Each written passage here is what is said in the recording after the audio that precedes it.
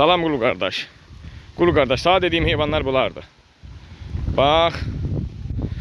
56 heyvanlı qoşla bir yerdə. 55 qoyundu, 55. Bir dənə də toxumluq erkəkdir. 25 dənə də iri balası var. Bax, bu yunlu heyvanların, yunlu quzuların hamısı balası halində gedir. Bax, bunun özüdür.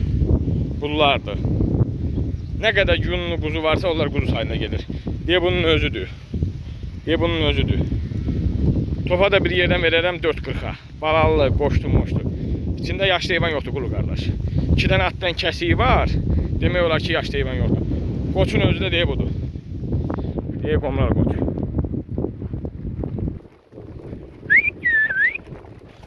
Topa da bir yerdən balalı təhli verərəm 440 manatdan.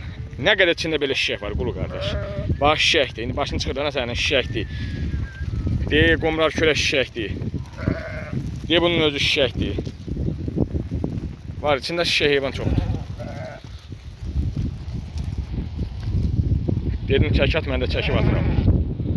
Bax, bunun qomralının özü şişəkdir, sarkərə şişəkdir.